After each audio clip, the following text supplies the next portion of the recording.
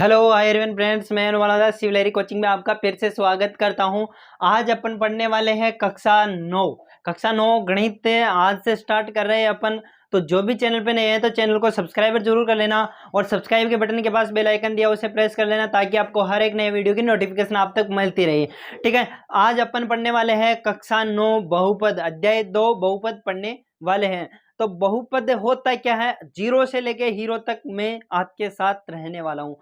तो वीडियो के लास्ट तक जरूर बने रहना। ठीक है, और आज अपन बेसिक चीजें सीखने वाले हैं इस वीडियो में। बहुपद क्या होता है, बहुपद किसे कहते हैं, बहुपद के प्रकार क्या है, बहुपद के प्रकार में भी उसका व्यापक रूप क्या है, ये सभी चीजें आज इस वीडियो में देखने वाले हैं अपन। तो वीडियो के अंत तक जरूर बने रहना। ठीक है, तो पहला अपन पढ़ रहे हैं बहुपद। तो बहुपद किसे कहते हैं, पहली परिभाषा तो ये। ठीक है, बहुपद को इंग्लिश में पॉलिनोमियल कहते हैं, पॉलिनोमियल्स कहते हैं। ठीक है, इंग्लिश में। ठीक है, बहुपद। अब देखो शुरू से अपन पहला है अपना बहुपद किसे कहते हैं। तो बहुपद एक बार देख लेते हैं, बहुपद किसे कहते हैं। तो बहुपद कहते हैं ऐसे बीजीय व्यंजक, ऐसे बीजीय व्यंजक जिनके चरों के घातांक सदैव पूर्ण संख्या हो, चरों के घातांक सदैव पूर्ण धनात्मक संख्या हो, उसे बहुपद कहते हैं। ठीक है, एक बार मैं परिभाषा लिख देता हूं यहाँ पे। ऐसे बीजीय व्यंजक जिनके चरों के घातांक सदैव पूर्ण संख्या हो उन्हें क्या कहते हैं, अपन बहुपद कहते हैं। तो बहुपद की परिभाषा, ऐसे बीजीय व्यंजक पहली बात है, इसको सही तरीके से सीखेंगे ना अपन तो ये प्रश्नावली अपन को समझ में आने वाली है। ठीक है, अब भी अपन पूरा नहीं सीख पाएंगे, इस चीज को नहीं सीख पाएंगे कि बहुपद किसे कहते हैं, तो क्या अपन आगे बढ़ पाएंगे, नहीं बढ़ पाएंगे। क्योंकि बहुपद को सीखना जरूरी है, इसकी परिभाषा, इसकी डेफिनेशन क्या है, बहुपद किसे कहते हैं, ये नहीं जानेंगे तो फिर क्या देखेंगे अपन। ठीक है, ऐसे बीजीय व्यंजक जिनके जिनके चरों के घातांक सदैव पूर्ण धनात्मक संख्या हो उन्हें क्या कहते हैं, अपन बहुपद कहते हैं। चर चर पहले तो देखते हैं, चर किसे कहते हैं। चर कहते हैं X Y Z, A B C D से लेके कुछ भी हो सकता है चर। ठीक है, चर देख लो एक बार।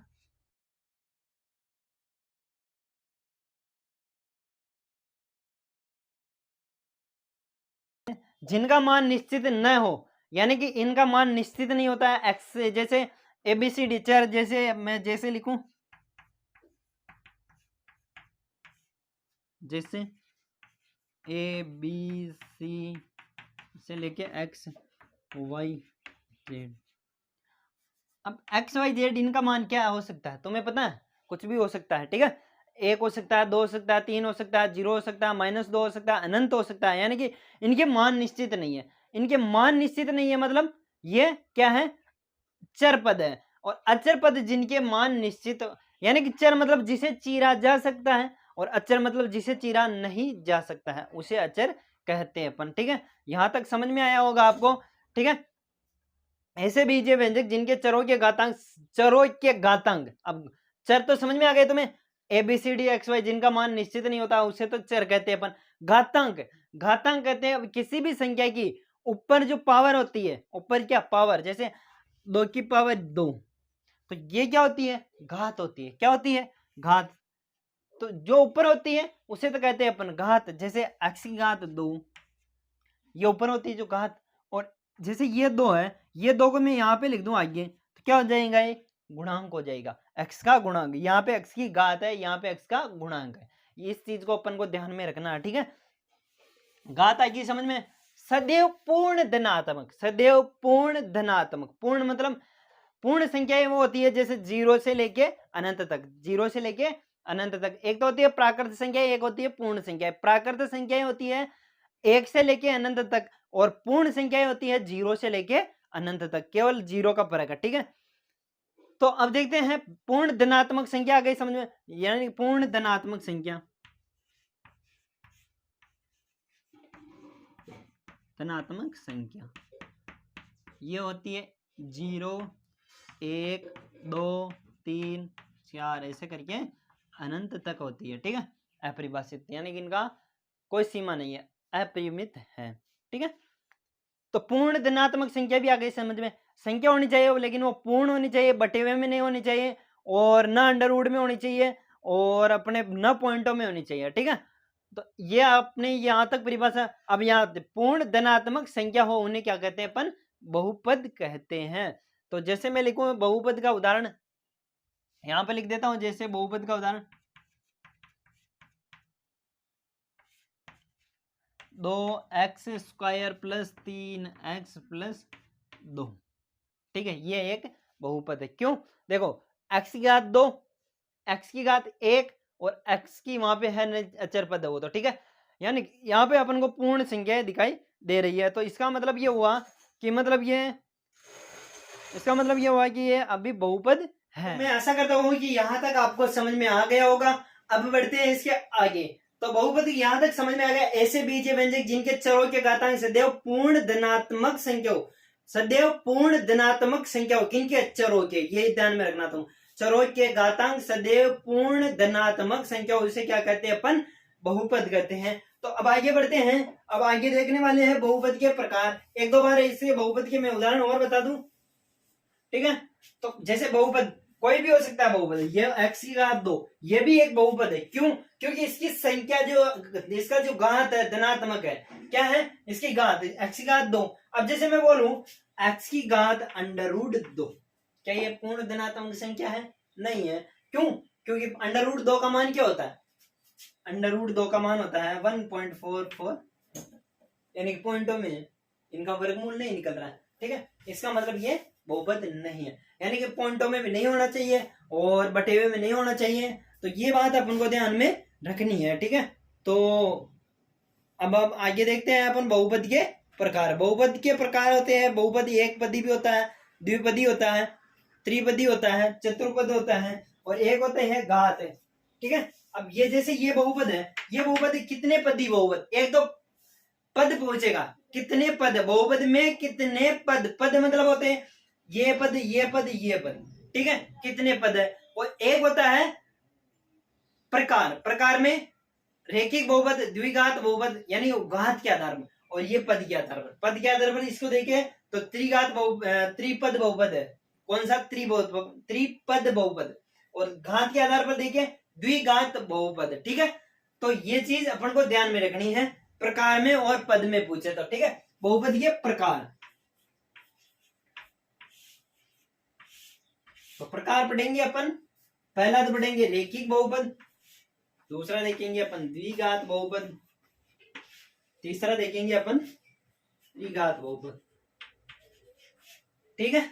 ये तीनों बहुपद अपन पढ़ने वाले हैं, रैखिक बहुपद, द्विघात बहुपद, त्रिघात बहुपद। अब देखो बहुपद, पहली बात तो यही तुम्हें बहुपद को पहचानना। बहुपद को पहचानने के बाद उसके प्रकार देखने, उसमें पद देखने हैं, उसके शून्यांक देखने, ये सभी अपन प्रश्नावली में करने वाले। अभी तो कुछ बेसिक नॉलेज सिखा रहा हूं ताकि आपको प्रश्नावली समझने में आसानी होगी, ठीक है। तो यहां तक आया होगा आपको समझ में। यहाँ पे बहुपद के प्रकार देख लिए अपन ने, ठीक है। अब देखते हैं रैखिक बहुपद किसे कहते हैं। क्या कहते हैं? रैखिक बहुपद किसे कहते हैं? रैखिक बहुपद देखते हैं अपन। रैखिक बहुपद एक होने थे, क्या कहते हैं? रैखिक बहुपद। जैसे अपन, और इसका व्यापक रूप, एक बार व्यापक रूप बता दूं मैं।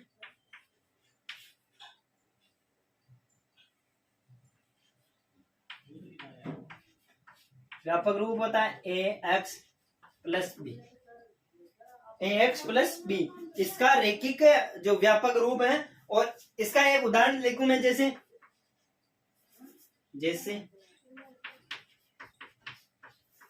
जैसे 2x प्लस 3, इसकी यहाँ पे x की घात देखो कितनी दिखाई दे रही है? 1 दिखाई दे रही है ना। तो ये कौन सा बहुपद जिसकी अधिकतम घात कितनी हो? 1 को उन्हें रैखिक बहुपद कहते हैं, ठीक है। अब यहाँ पे देखो a क्या है? a बराबर x का गुणांक, x का गुणांक। देखो गुणांक वाला क्वेश्चन भी है अपने, ये ध्यान में रखना अपन को। गुणांक मतलब x किससे गुणा हो रहा है? x किससे गुणा हो रहा है? a से। तो a क्या हुआ? x का गुणांक हुआ, ठीक है। b क्या है यहाँ पे? ये b है, b है यहाँ पे अचर पद। क्या है? अचर पद। देखो यहाँ पे जैसे इस बहुपद में पूछ लूं x का गुणांक बताइए, तो x किससे गुणा हो रहा है? x 2 से गुणा हो रहा है, तो x का गुणांक क्या हुआ? 2 हुआ, ठीक है।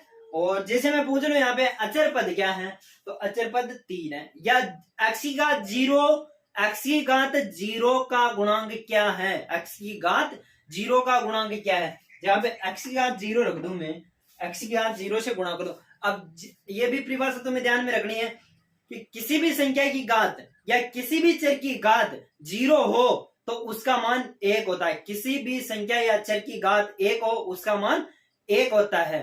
हाँ, चर की घात 0 उसका मान 1 होता है। ठीक है, ये चीज अपन को ध्यान में, जैसे इसकी एक्स की घात 0 है, इसका मान 1 हुआ, 1 को 3 से गुणा करेंगे, क्या फर्क पड़ेगा, कुछ फर्क नहीं पड़ेगा। एक्स की घात 0 का गुणांक पूछे तो तुम्हें 3 बताना है। ठीक है, जरूर नहीं है, कुछ भी बता सकता हूँ, 5 आ सकता है, 10 आ सकता है, 3 आ सकता है, कुछ भी आ सकता है, लेकिन तुम्हें ध्यान में रखना है कि कहते किसे है ना।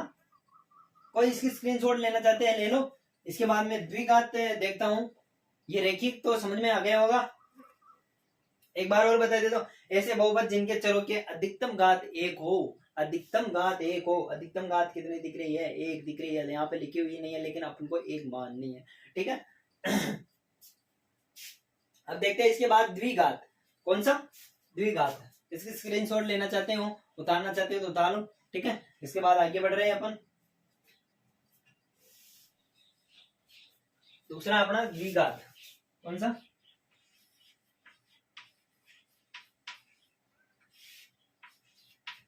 द्विघात बहुपद, ऐसे बहुपद जिनके चरों की अधिकतम घात 2 हो। अधिकतम घात कितनी होनी चाहिए, 2। इसका व्यापक रूप देखो एक बार,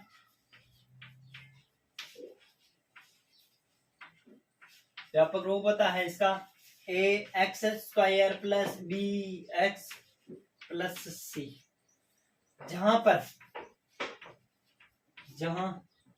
ए बराबर होता है एक्स का गुणांक, एक्स स्क्वायर का गुणांक, बी बराबर होता है एक्स का गुणांक, सी बराबर है यहाँ पे अचर पद। अब इसका एक उदाहरण लिख दूं मैं यहाँ पे, जैसे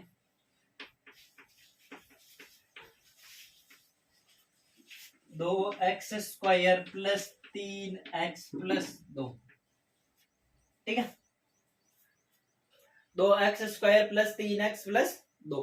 अब मैं पूछूं इस बहुपद की घात क्या है, घात देखनी है तुमको, अधिकतम घात। ये बहुपद कौन सा बहुपद है, इसका कैसे पता करेंगे, इसकी अधिकतम घात क्या, 2 है, इसकी अधिकतम घात 2 है तो कौन सा हुआ, द्विघात हुआ। इसकी अधिकतम घात कितनी है, 1 है, तो कौन सा बहुपद हुआ, रेखिक बहुपद या एक घात ये बहुपद, एक घात ये बहुपद भी बोल सकते हैं, रेखिक बहुपद भी बोल सकते हैं। ठीक है, अब इसमें पद पूछे कितने पद हैं, तो 3 पदी बहुपद है, क्योंकि एक तो एक्स स्क्वायर वाला, एक है एक्स वाला, एक है 2, यानी कि अचर पद है, यानी कि 3 पद हो गए। अब देखते हैं अपन तीसरा, एक चीज ये भी ध्यान रखना है, गुणांक, गुणांक किससे, अब यहाँ पे x किससे गुणा हो रहा है, a से, तो एक्स स्क्वायर का गुणांक हो गया। ठीक है, अपन त्रिघात बहुपद, त्रिघात बहुपद किसे कहते हैं वो भी अपन पूरा देखने वाले। मैं ऐसा कहता हूँ आपको रेखिक बहुपद और द्विघात बहुपद समझ में आ गया होगा, अभी नहीं आया होगा घबराने की कोई दिक्कत नहीं है, अपन जब प्रश्नावली पढ़ेंगे ना उसमें समझ में आ जाएगा। ठीक है, जब आप प्रश्नावली पढ़ोगे उसमें बिल्कुल क्लियर समझ में आ जाएगा, घबराने वाली बिल्कुल भी बात नहीं है। ठीक है, तो त्रिघात बहुपद, ऐसे बीजीय व्यंजक या ऐसे बहुपद, सॉरी ऐसे बहुपद कितनी हो, 3 हो, चलो की अधिकतम घात कितनी हो, 3 हो, उसे कौन सा बहुपद, ऐसे बहुपद जिनके चरों की अधिकतम घात 3 हो उन्हें क्या कहते हैं अपन, त्रिघात बहुपद कहते हैं, त्रिघात बहुपद कहते हैं। त्रिघात बहुपद का एक बार व्यापक रूप देख लेते हैं अपन, व्यापक रूप होता है इसका, व्यापक रूप है इसका, व्यापक रूप a x cube plus b x square plus c x plus d. ठीक है, a x cube plus b x square plus c x plus d, ये अपना व्यापक रूप हुआ। व्यापक रूप मतलब ये जो त्रिघात बहुपद है ना, ये त्रिघात बहुपद इसी में आने वाला है। ठीक है, यानी कि ए का गुणांक, बी का गुणांक, सी का गुणांक, सॉरी एक्स का गुणांक, एक्स क्यूब का गुणांक है, एक्स का डी का मान, ये इसमें एडजस्ट होंगे और अपना त्रिघात बहुपद कंप्लीट हो जाएगा। तो अपना ये त्रिघात बहुपद का व्यापक रूप कंप्लीट। अब जैसे इसका उदाहरण देखते हैं अपन, उदाहरण यहाँ पे देखो, ए क्या है, एक्स क्यूब का गुणांक, बी क्या है, एक्स स्क्वायर का गुणांक, सी क्या है, एक्स का गुणांक, डी क्या है, अचर पद, ये अपन को ध्यान में रखना है। ठीक है, इसका व्यापक रूप हो गया अपना। इसका बहुपद का उदाहरण जैसे यहाँ पे लिख ही देता हूं मैं, 2x³ plus 3x² plus 4x+3, ये इसका जो उदाहरण हो गया। ठीक है, यानी कि इसकी अधिकतम घात 3 होनी चाहिए, उसे त्रिघात बहुपद कहते हैं अपन। ठीक है, अब अपने जो अगले वाले वीडियो में अपन देखने वाले हैं, इसके नेक्स्ट वीडियो में अपने प्रश्नावली के क्वेश्चन के जो बेसिक चीजें हैं वो भी अगले वाले वीडियो में मैं बताने वाला हूँ। यहाँ तक आपको बहुपद समझ में आ गया होगा, और जब जिसको समझ में आया होगा वीडियो को लाइक, सब्सक्राइब के बटन के पास बेल आइकन दिया उसे प्रेस करें, ताकि आपको हर एक नए वीडियो की नोटिफिकेशन आप तक मिलती रहे। ठीक है, यहाँ तक आज का वीडियो यहाँ तक, और बने रहने के लिए आपका धन्यवाद। ओके, ठीक है, अब देखेंगे नेक्स्ट वीडियो में अपन बहुपद के शून्यांक, गुणांक और बहुपद के प्रकार, वो अपन इसके उदाहरण क्वेश्चन करने वाले हैं। ठीक है, ओके, जय हिंद।